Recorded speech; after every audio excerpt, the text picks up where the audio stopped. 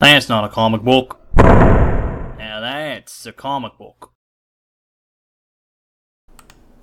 Hi everyone, welcome to another episode of Comic Reviews. Hope all is well. Hope everything's been good.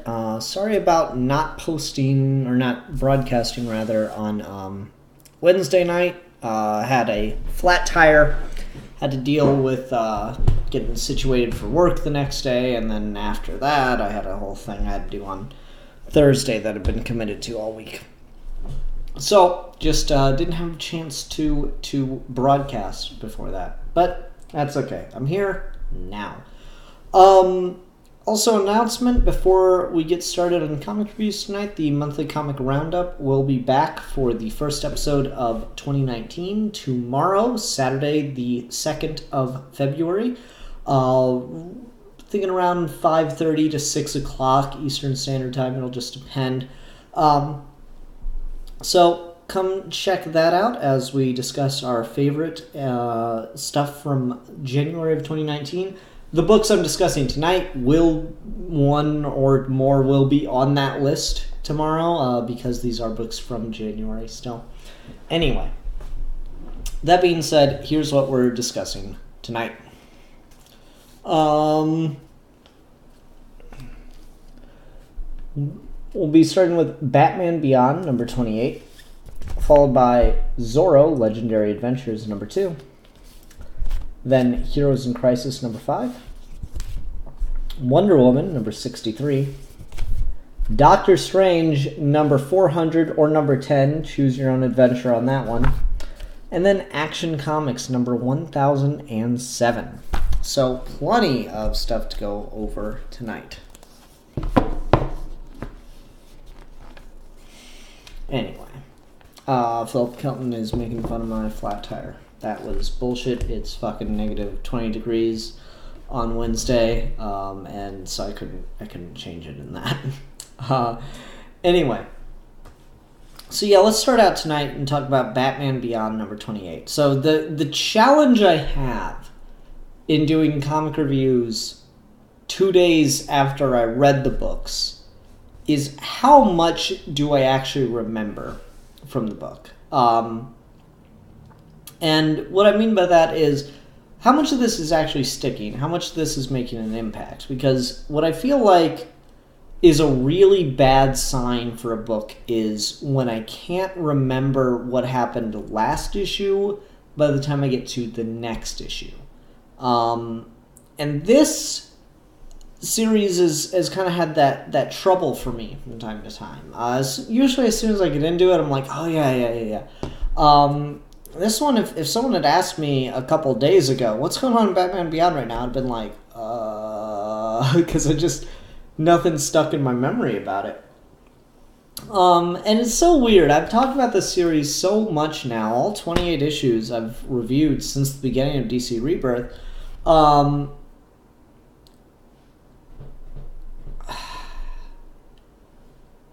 And I've generally been really positive on the series. I've genuinely thought that it's been a pretty decent and fun ride. It's just been like reviewing it where I'm like, this isn't very good, this isn't done really well. Whereas the series, but like I'm still enjoying the series overall, so that's weird. So in this issue, without looking at it from memory, Batman and Robin are fighting this cyborg monster that Joker has created. Matt gets kind of shot out of the air and has to make a crash landing when he is picked up and kidnapped by the Joker. And Terry is trying to get to him to hunt him down, but Joker is doing stuff to try to distract and basically buy time so that Batman can't find him. So he's like, I'm going to attack this hospital and all this stuff at the same time. So it's a pretty typical Joker plot, but like the big moment here is kind of on the cover, where Joker's got a crowbar and he's beating the shit out of Robin. It's, again, as much as I've liked this series, it has been fairly predictable. In that you just got shit going wrong. But like, it's just been some of the most obvious choices that you could make that I feel the original show was really strong for, not making.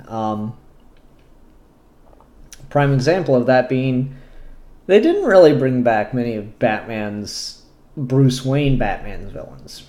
Mr. Freeze got an episode. The Joker got a movie. Am I forgetting people? I'm pretty sure I'm forgetting someone here, but those are the two like ones that stand out. I know Killer Croc and Two-Face like made a cameo as part of the training that Terry was undergoing.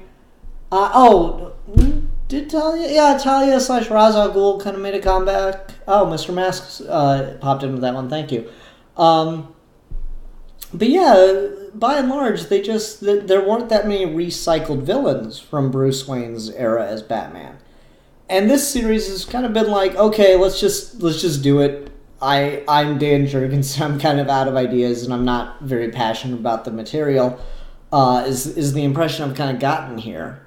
So let's just go for it and put Terry McGinnis up against these other villains. And so, like, doing Robin Beyond is a really obvious thing. Making it Matt's probably the most obvious choice you could have made, but it's no less of a thing that I kind of want. I legitimately enjoy the idea of Robin Beyond being a thing. I think that's a cool thing. I'm happy enough that it's Matt, that we're getting to do stuff with that character. But overall, I'm just like, yeah, okay, so literally a story arc and a half after Matt has become Robin Beyond, we're doing a Joker story where Joker's kidnapping Robin. And I will say, I'm still really liking Brett Booth's art. I think he's portraying this in a really cool way. It's looking very cool and dynamic. Brett Booth and Tony Daniel are really out of the same wheelhouse for me. They just have such a cool style that seems very similar. I don't know.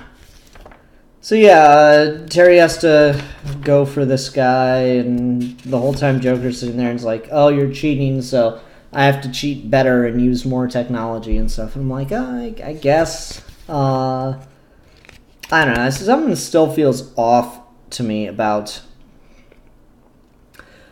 Joker just using a cybernetic bully to fight Batman Beyond. Just doesn't feel natural.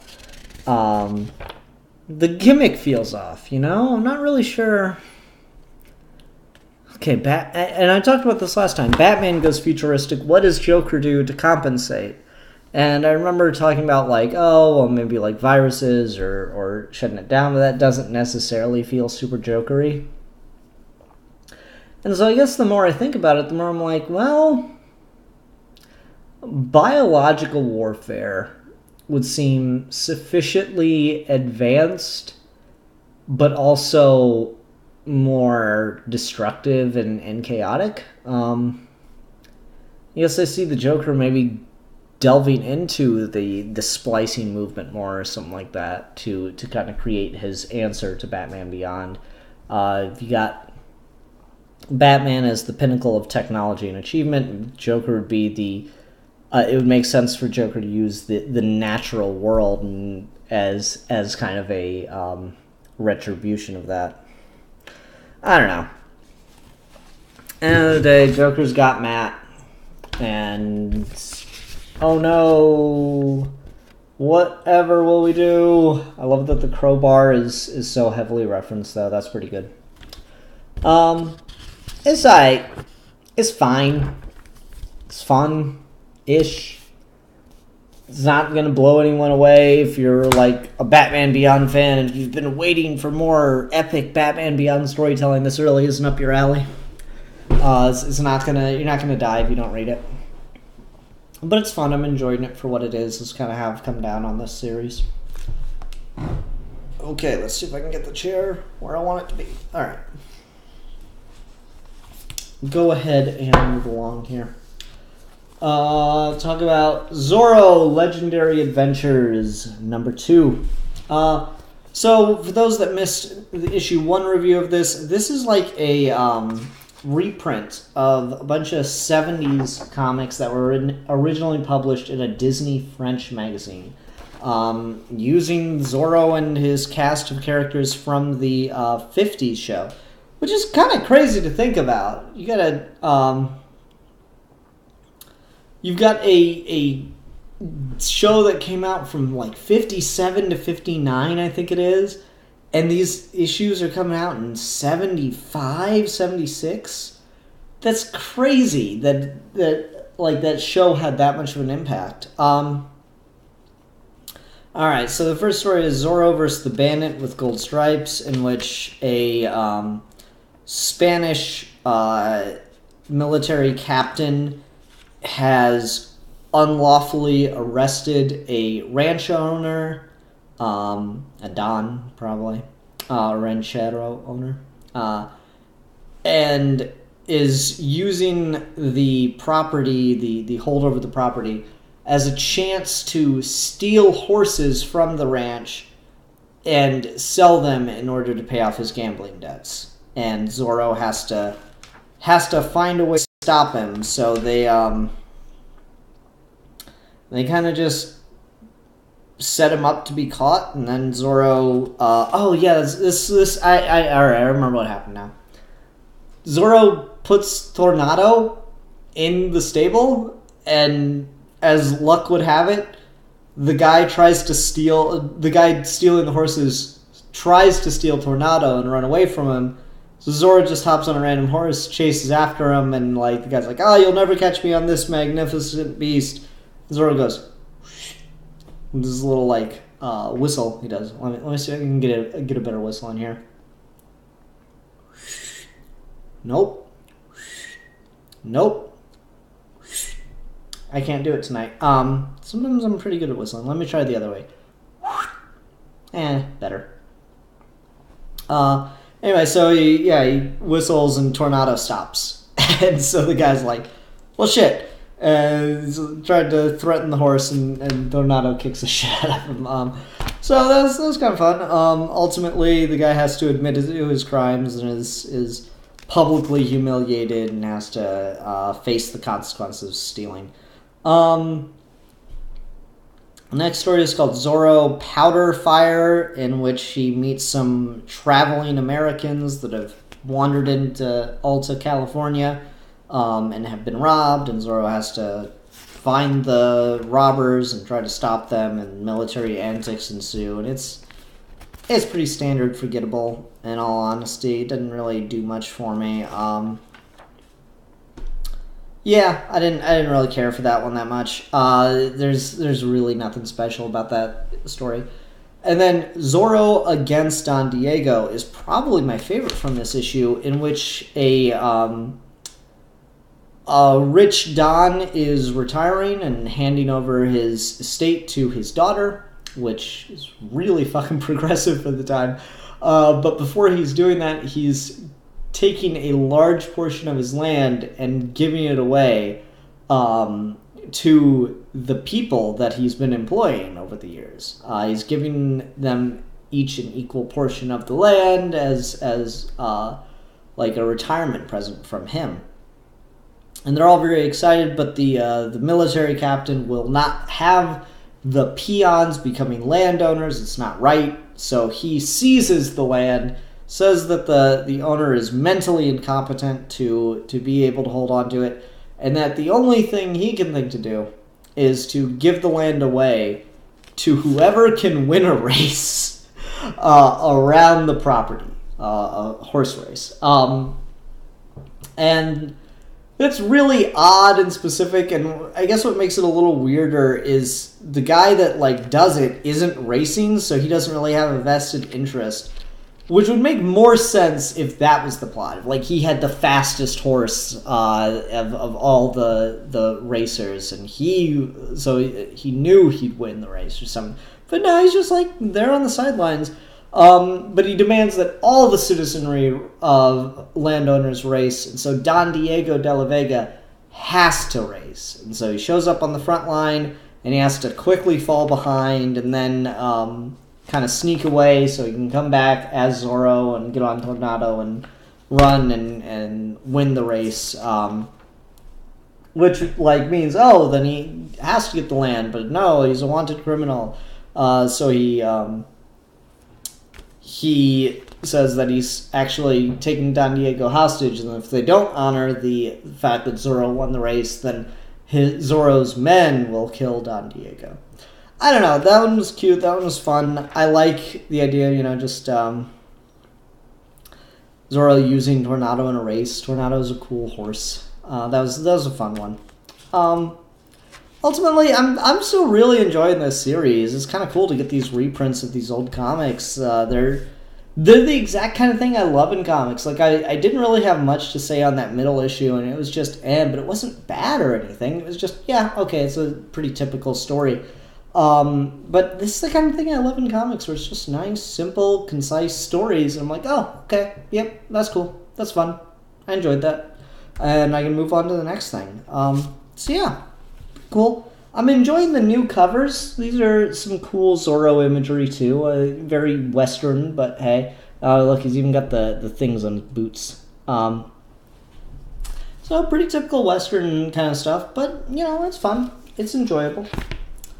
Alright, let's talk about something that's not fun and enjoyable, but it instead is, like, really hard to read. And that is Heroes in Crisis number 5. And keep in mind, that is not me throwing shade at Heroes in Crisis. I am apparently one of the few people who really, really enjoy this series. And my complaint with the first 2 issues was that I felt too much of it was like focusing on the whole murder mystery thing, and not enough of it was about the characters dealing with trauma, which was the thing that I found really interesting about the premise. And this issue is kind of making me get more and more into the murder mystery side of the plot, because I actually do like those stories, those kinds of stories, quite a bit. We got this cool splash page Clayman did for the title. I will say that it gets kind of hard to read some of the wording here and there, but it all works. You can get Heroes, you can get Crisis really easily. The in is the part that a lot of people get tripped up on. I've seen people talk about the bottles over here. I've seen people talk about the bottle and the shadow right there or something. I'm not really sure about the word in, but so yeah, this story was pretty interesting in that it just dealt with the things going on kind of behind the scenes, and because of the exposure of Sanctuary and everything that's going on with that, and the lengths people were willing to go to for the series. Booster Gold working with Blue Beetle here repeats all the same actions from issue 2. But then it actually works this time, because no one would expect them to be dumb enough to just do that again. And then finally Superman is forced to come out with a statement about what Sanctuary is and why it was hidden. And damn, Tom King writes a great Superman speech. Just, woo! I am going to resist the urge to just read this whole speech, because it takes up a good chunk of the issue, and I just don't want to do that. But man, this is absolutely fantastic Superman writing. Booster Gold also uncovers something while looking at Wally West's body, and the big revelation that Booster has is he understands time travel police. He understands the time police, and he knows the things they do to tell if someone has been abusing time travel. And he talks about how they'll look at a certain radioactive element that you carry or something, and they will look at whether or not the decay of that radioactive element's half-life lines up with your birthday. So if there's more decay than your birthday and the current date, then therefore you've been time traveling, because there's time unaccounted for between the decay and your birthday. And so that's kind of a fun thing. So like, oh, Wally West has been time traveling. Well, yeah. But like, what does that mean for the wider implications of the story is kind of interesting. Again, absolutely love the Superman speech. Clay Mann does some fantastic imagery, and I want to talk more about that, but like, I love the Shining Knight here. I love all these looks at the characters and their various kind of worlds. It's really cool stuff to see there. They're just very, very elegant style that Clay Mann has, and I quite like it. This moment here, as Superman has to pause during the speech because you can tell it's really, really getting to him, is very touching. I love that Wonder Woman's there beside him, puts her hand on his shoulder. And yeah, we opened the issue with Booster Gold in the confessional, and we end it with Harley Quinn in the confessional. We get halfway through the issue. Knowing Tom King, is going to be the exact halfway point, isn't it? Let's see. There's the ad page. Okay, not quite halfway. Or not quite at the exact halfway. At one point, we get confessionals throughout the issue. One of them at the exact halfway, but those are just other characters in the DC universe and the things they've been dealing with that are kind of interesting. I particularly like the Protector here. And how he's been dealing with the fact that he does a lot of drugs, even though his whole thing was telling people not to do drugs, and how he feels like a hypocrite and kind of stupid for that. So that was good. Alright, so the thing I want to talk about the most here is criticisms about Clay Mann's art and the way in which he presents women physically in this series. And this panel of Harley and Batgirl is actually a pretty good example of it. So we've got the pretty typical skin-tight outfits for the comic book woman. And that was definitely talked about. I've heard it. I haven't heard it specifically directed at this issue, but I definitely heard it directed at the last couple issues with Batgirl, how she was like going through, confessing her trauma in her 9-panel grid, and yet she was presented very, very sexualized in a number of ways. The thing I saw pointed out was the what do you call it? The boob pockets, where it's like the outfit is so perfectly taut that like there's a clear divide between the breasts. There's like a clear area of windows of skin of suit between the breasts, and so it's almost like the boobs go in pockets. When in reality, when you look at just the natural way that most women's breasts expose under their shirt, like, all right, here, let me do this. Okay, so like when you've got stuff going on underneath clothing, there's like the sense that the clothing kind of stretches throughout. So got both fists under there right now, and you'll see that the middle of the shirt kind of goes out with it, whereas a lot of comic book stuff renders it like so, which can look like it looks very sexualized, and it's almost to the point where you might as well just be drawing them naked, but it's just unrealistic by and large for clothing.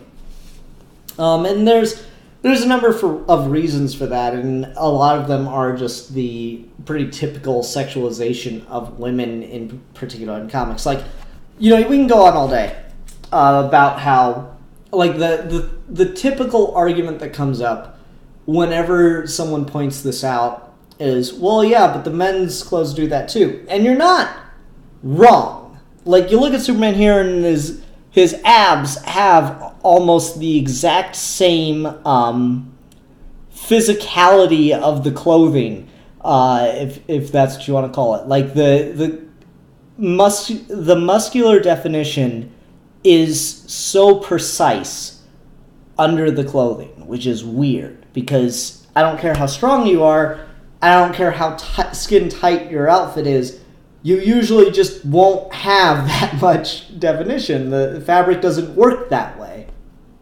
So it is most definitely true that that's just kind of a thing across the board in comics, that clothing is unnaturally skin tight and doesn't necessarily obey the rules of clothing. But that's not really the point. The point is, on men, it's done to emphasize strength and power. On women, it's meant to emphasize TNA.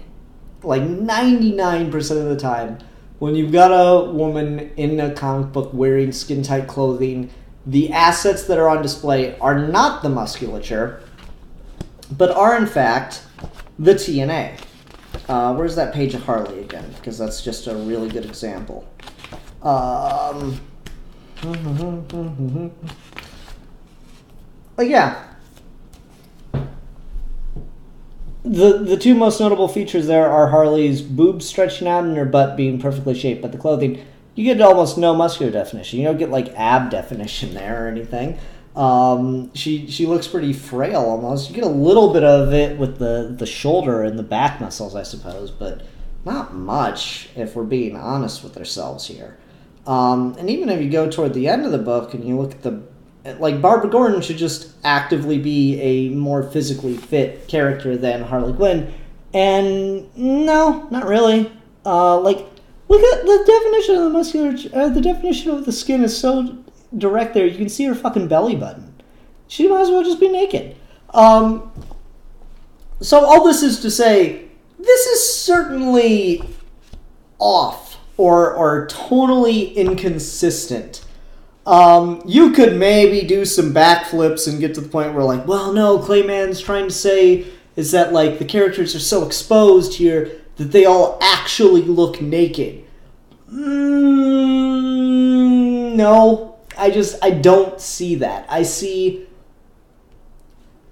something that's just become, like, sadly typical. So I see the criticism here that Clayman is over-sexualizing these characters when they're vulnerable. And that's not wrong, but I'm also not convinced that it's, like, an intentional choice to try to make the vulnerable girl look hot. I really feel like it's just that's how people are taught to draw comics. That's just the style in the industry. This is what characters are supposed to look like. The women are supposed to look overly sexual. Men are supposed to look incredibly strong.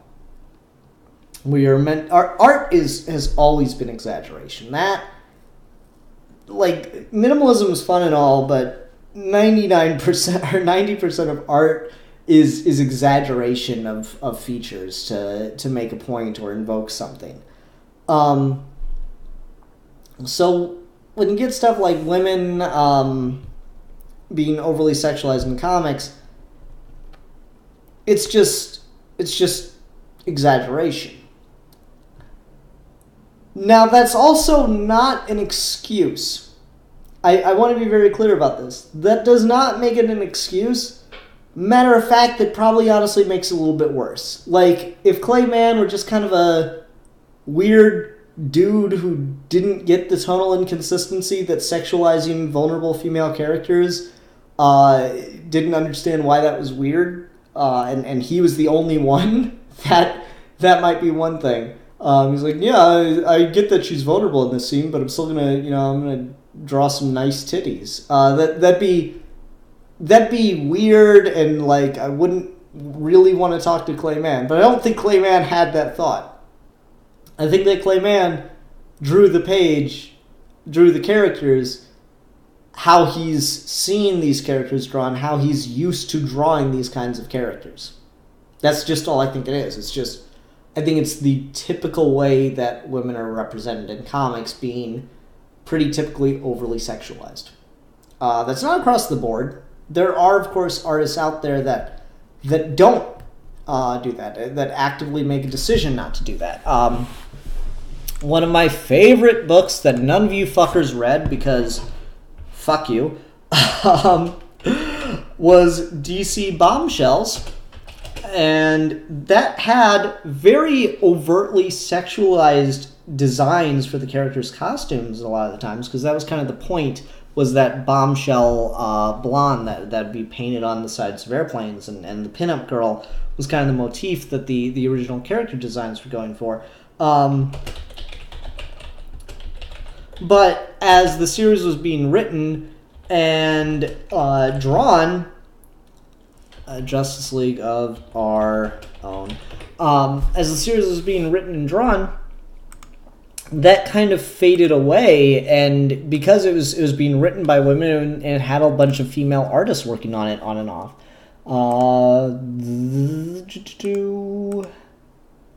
Okay, infinite window. Get this image over here. Alright, can you see that? Why is it so green? That's weird. That panel's not that green. Put this over here now.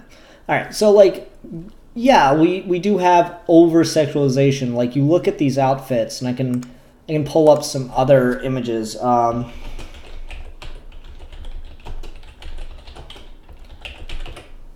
You look at some of the original images for the DC Bombshells Wonder Woman, you have outfits that like have this very intensely deep cleavage, very skin tight, like a lot of pretty typical suggestive material. Batwoman, come on, give me some of the original art. No, that's way after the fact. Dang it. Okay, this is a pretty decent one. Really small. Why am I having such a hard time finding Batwoman? Fine, let's go with Harley Quinn.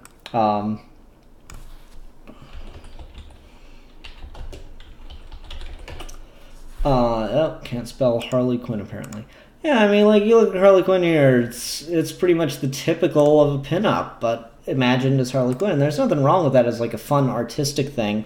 But, you know, it's very exaggerated midriff, the breasts and everything, shorts that are just that looks uncomfortable as shit. But then you get, like, how this stuff gets drawn when a woman's drawing it and is trying to convey things. So Wonder Woman, Big Barda, Batwoman, hell, even fucking Amanda Waller, Supergirl, Mira, they all have outfits that expose quite a bit of cleavage, but the artistic decision of how to represent that is much more natural and definitely not sexualized. This is what we talk about when we talk about things like male gaze. The man will tend to draw this thing and can seem to only imagine breasts as sexualized unless they're intentionally trying to make a point of drawing a female character's breasts in a kind of disgusting manner. Think of The Shining, when like they get to the bathroom scene with that really creepy old woman. But then you have the female artist. I'm pretty sure, like I am 77.5% sure this particular panel was drawn by a female artist. I love this panel, by the way.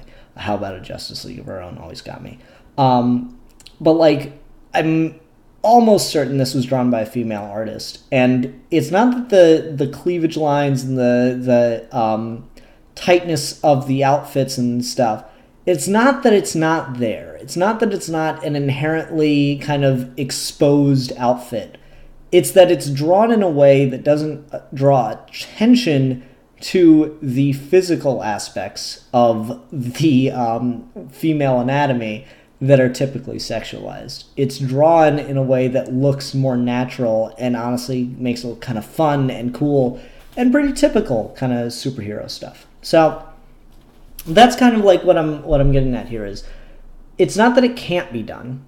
Artists can choose to do it, particularly female artists are really easily able to do this kind of thing. But I think male artists tend to be kind of trapped in the industry and just used to drawing this kind of stuff and drawing women in a very sexualized manner, no matter the circumstance.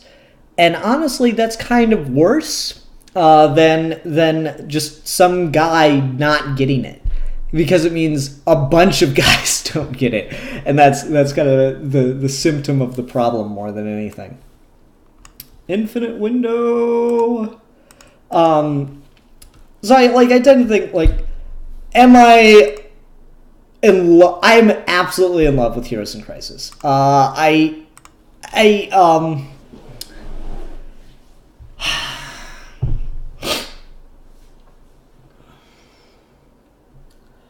am absolutely in love with Heroes in Crisis, and I think I might be enjoying it at this point even more than I did Mr. Miracle, which I thought was just genius from the start.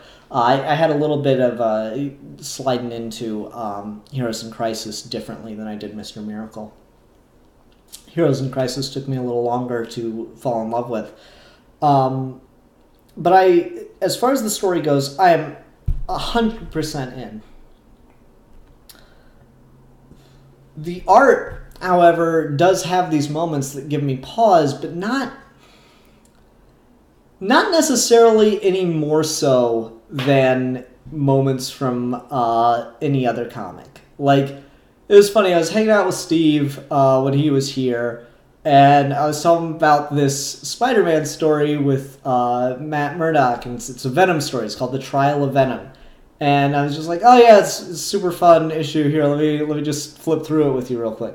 And I got the trade, and we opened it up, and we flipped to like the first page of it, and there's a woman on the beach in a bikini, incredibly sexualized. And he goes, like, it's the first thing he notices as soon as we flip the page. He goes, see, like, is that necessary? And I look at it and I go, no, it's not. But you know the thing is, I don't even pay attention to that shit like 90% of the time. There are occasions, I'm a man, I'll admit it, there are occasions where I look at a comic book character and the way a female comic book character in particular is rendered, I'm like, that's damn sexy. That's hot. But by and large, when I'm reading the comic, I'm reading it for the story. And so when you see the images of women in particular overtly sexualized, I tend to just look right past it because I'm just used to it. And maybe that's sad. I don't know. Maybe that's just like a condemnation of the way the industry, renders women. I'm not 100% sure. I'm really not the most qualified person to talk about this. But I heard the complaint. I heard the complaint that Clayman drew these women, these female characters, who are incredibly vulnerable, are, going through this trauma, and he sexualized them in that moment, so it undercuts the moment. And I get that.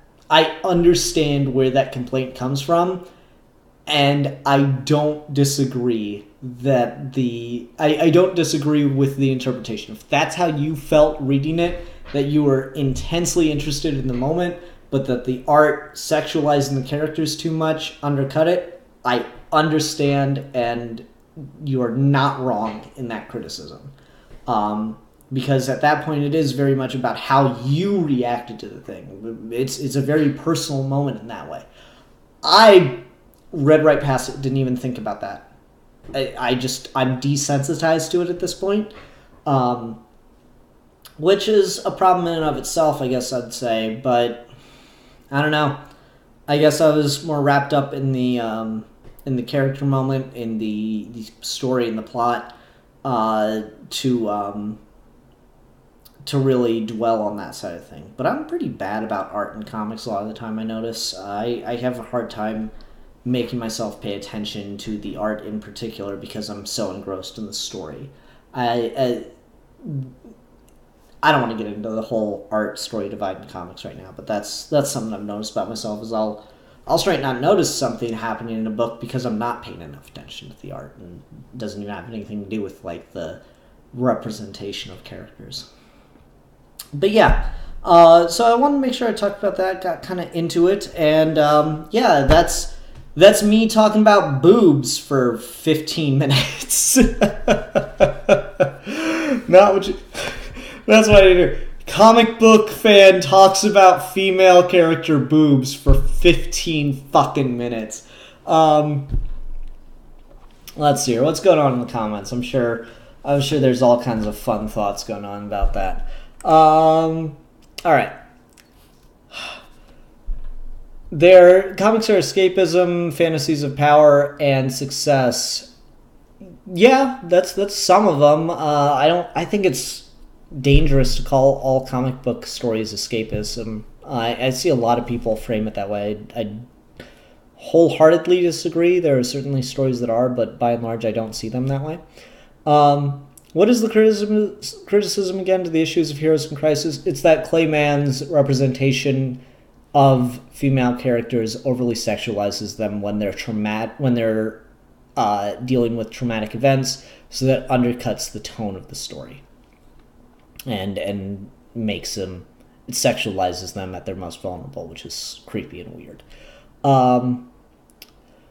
Well, they are all made to look cute instead of sexy. I think that's in reference to the Bombshells one.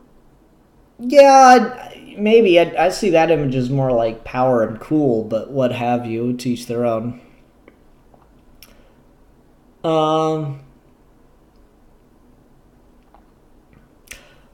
I get like the complaint about fan service. I was never able to enjoy High School of the Dead because I found fan service annoyingly distracting.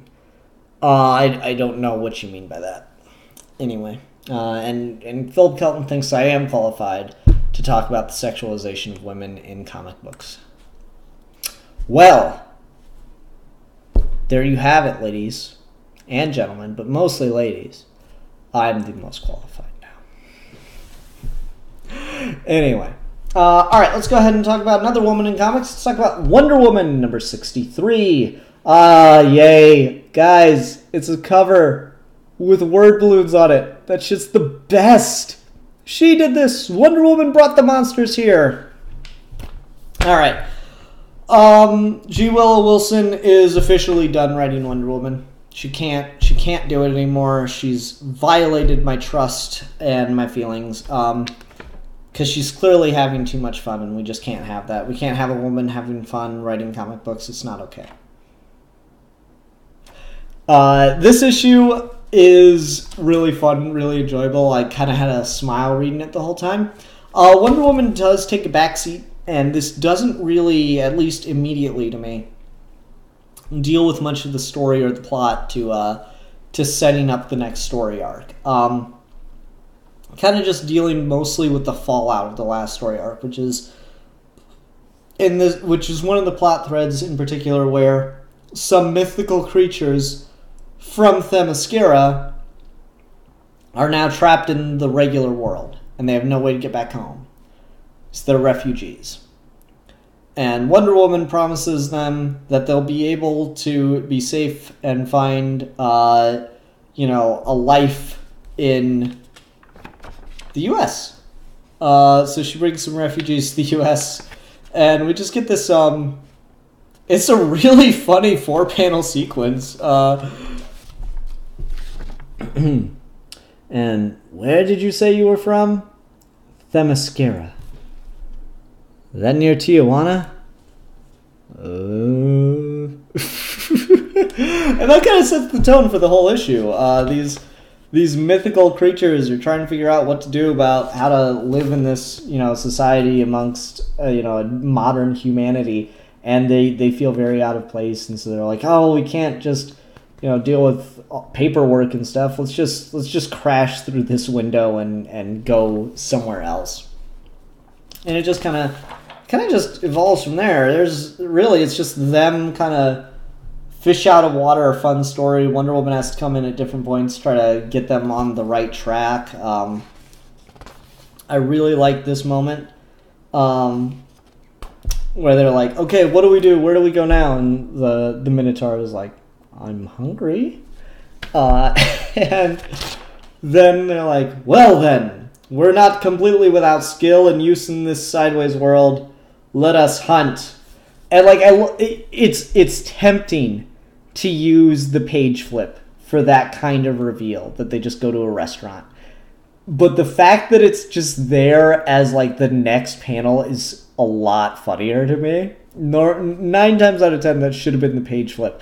the one case where for some reason it works better is just the next panel is really funny. So they go to a restaurant and they deal with a sarcastic waiter who's rude to them, and then they meet a nice waitress who wants to, help them out, and she gets kind of drafted for their epic journey to live in the modern world.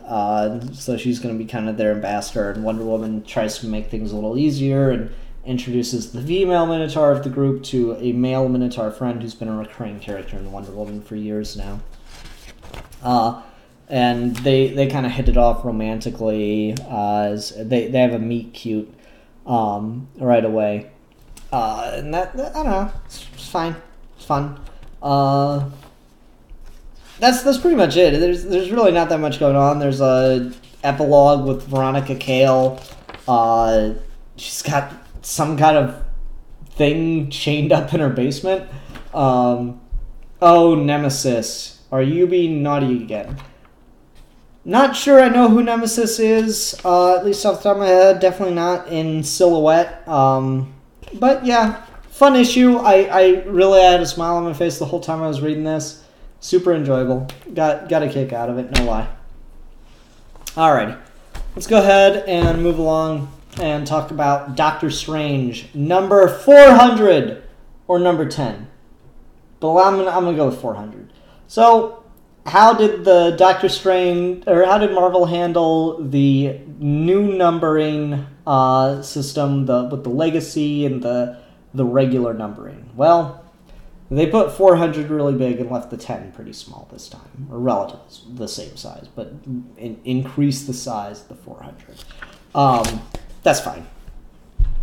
Okay, so what happens in this story? The last story ended with the big moment of the Ancient One, who was, of course, the one that taught Doctor Strange everything he knew. The Ancient One coming before Doctor Strange and bowing for some reason. Here we get the reason. The Ancient One had passed on to the next world and was kind of living as a ghost. I don't know what you want to call it, an astral form. When he was suddenly plucked back into the real world in a physical form, and he was operated on to have his knowledge of magic removed. And so he's frail and like 400 years old and goes to Doctor Strange to try to relearn how to do magic to sustain his own body. And so Doctor Strange is like, okay, who did this? The guy said that he was balancing the scales, the price had been paid, and so Doctor Strange goes to try to figure out what's the price. Or who's doing this? Who's this mystical accountant? Truly the most horrifying image in all of comic books. So yeah, Doctor Strange found literally a magical accountant who is upset with the amount of magic that Doctor Strange has been using and has been trying to collect on the debt because magic always has a price. That's fun. That's actually pretty good. He's kidnapped Doctor Strange's former sidekicks and companions and is offering them up as penance for all of the debt that Doctor Strange has built up. And of course, Doctor Strange can't use any of his magical powers to subdue this accountant, so what is he going to do? He's going to beat the shit out of him, which is a very satisfying reveal. Yeah, I don't know, eventually, so Doctor Strange beats the shit out of the accountant and releases his friends, but that's actually the worst thing he could have done, because now the accountant has no way to balance the scales, and all the debt Doctor Strange has built up by using magic as willy-nilly as he has is now come to pay, as Dormammu appears as the representative of his people who have now taken over Earth. And the big cliffhanger here is, Stephen, you have always have a contingency plan. What's the plan?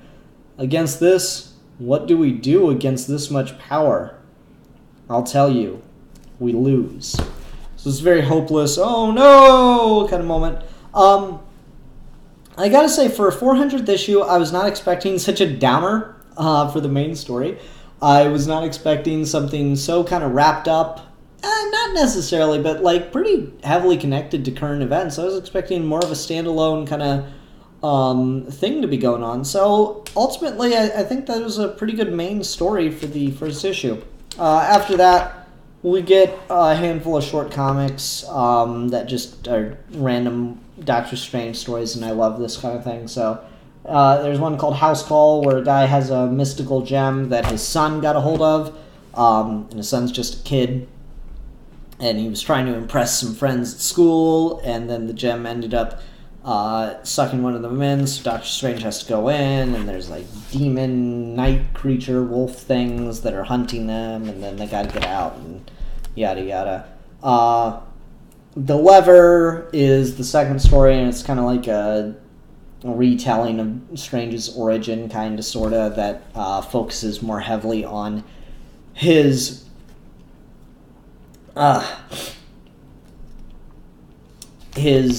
arch enemy, Carl Mordo. It's like why Carl Mordo became evil was partly because of Strange being there, learning from the Ancient One at the same time, and how much Strange annoyed Mordo into forcing his hand to start doing evil when the Ancient One was around. And yeah, that was fine. Then we can just get this fucking gorgeous 2-page spread that's just a cool artistic representation of everything Doctor Strange has been through. We get a bunch of different costumes, even like a not so subtle callback to the original Steve Ditko stuff where he drew him looking more Asian and stuff, so that was kind of neat. Then there's a pretty short story called Re-Reckon? R-E-R-C-H-A-N-C-E. Or no. Perchance. I got the P confused with an R. This is called Perchance, and it's about the Nightmare King, who's a minor Marvel mystical villain, having a nightmare where he can't figure out what's going on, and he's trapped in Doctor Strange's house, and there's only one door that will lead to safety, and somehow he actually manages to find it and open it, but then on the other side of the door is Strange, about to kill him, and he says, You swore there was a way out. I lied. And then blinding flash, and the Nightmare King wakes up, and he's like, I fell asleep in the midst of the battle. And this minion's like, yes, it's only natural. And he's like, you knew my orders, never let me sleep, and cuts off his head. Never let me dream. So, like, this Doctor Strange has been haunting this guy, the Nightmare King's nightmares. I thought that was pretty fun. Pretty cool. A little one and done there. Or a little self-contained story. I don't really know what history those two characters have with each other, but it was fun. It was a fun read, Alrighty.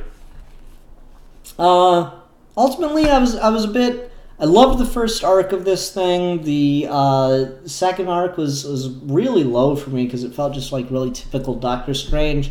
But then with the last issue and this issue, I gotta say, I'm reasonably on board. It doesn't feel quite like the whole galactic galactic trotting, galaxy trotting, that the first story arc was that I really enjoyed. But even though the second story arc here feels like it's getting kind of typical again, for a Doctor Strange magical threat kind of story, I am enjoying it. It's fun.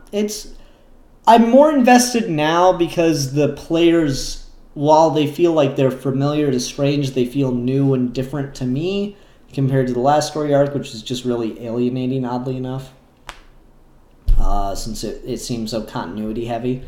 So yeah, I got quite a bit of enjoyment out of this, and I think I'll continue reading Mark Waid's Doctor Strange run.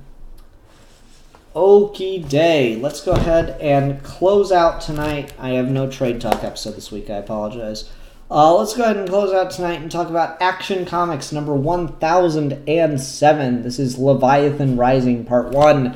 I'm 100% sure this is the exact same Leviathan from the Grant Morrison Batman Inc. comic. Like, without a doubt. Clearly is.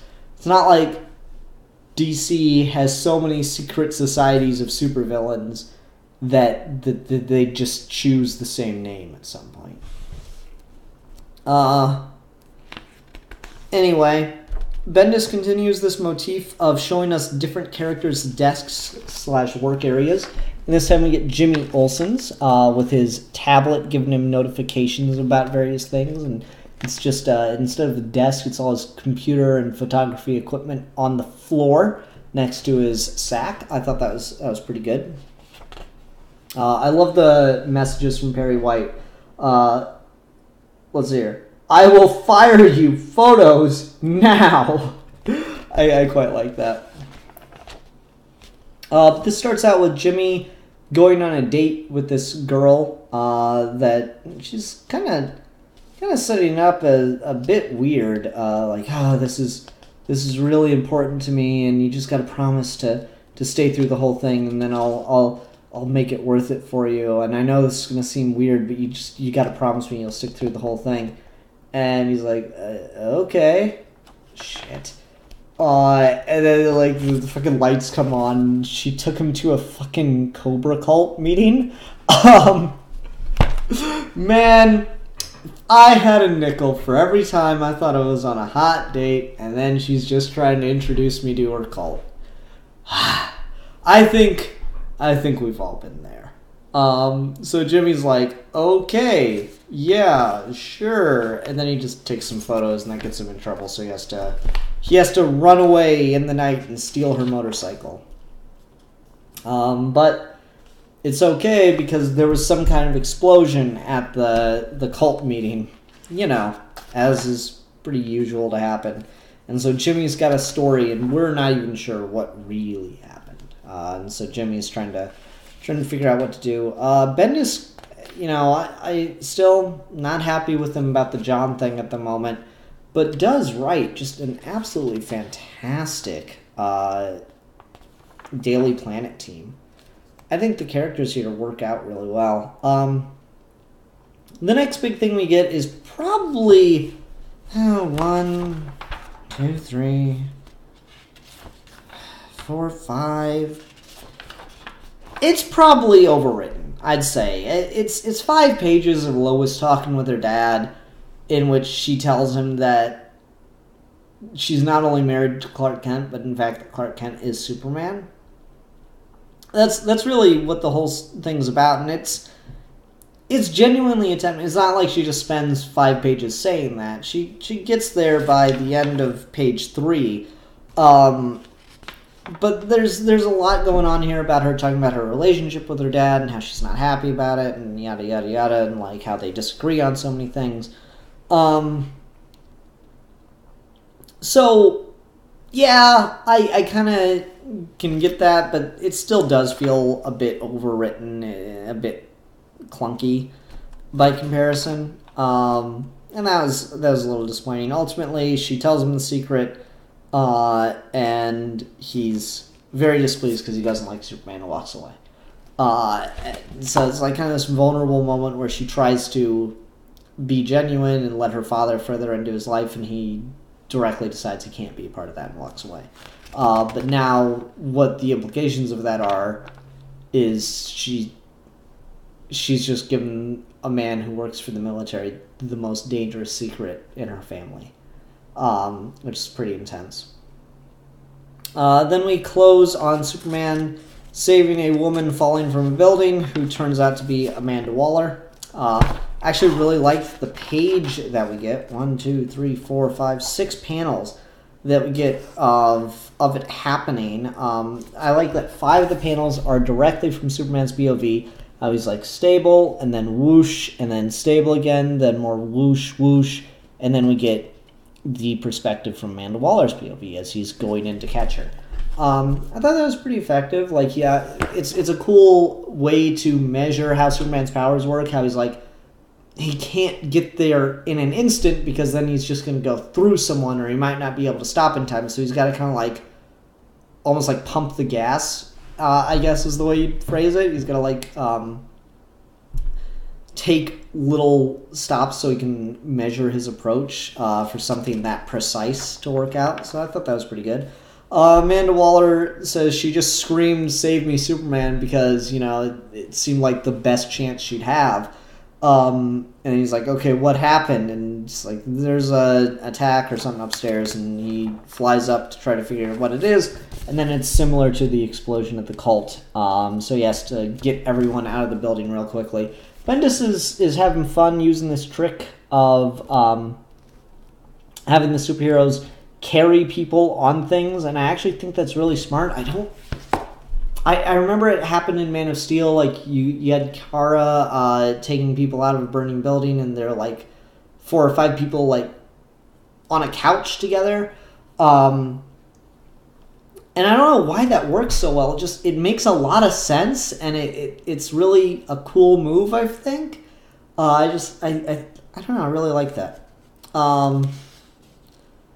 But Superman arrives back on the ground and can't seem to find Amanda Waller, so the question, of course, left in your head is, well, did she arrange that to happen? Was she trying to kill him? What was going on there? So, overall, pretty good issue. Pretty happy with it, no lie. It's action has definitely kept my attention and my interest. I feel a lot more than Superman has, particularly with the fact that with the John thing, I'm still not happy with that. But ultimately, I am still enjoying the series. I'm not turned off 100%. I am worried about the future of John Kent, particularly because DC kind of opened all its doors to let Bendis come in and do whatever he wanted on Superman. I guess he's allowed a misstep, but I do still think that's a regrettable decision. I don't know. Really don't know.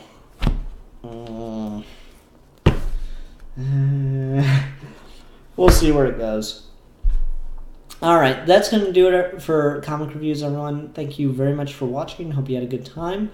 Hope you don't mind that I was a couple days late on this one. Again, a reminder that the monthly comic roundup will be tomorrow, Saturday, February 2nd. At 5:30, 6 p.m. Eastern Standard Time, somewhere around there. All right. Thanks for watching, everyone. Bye!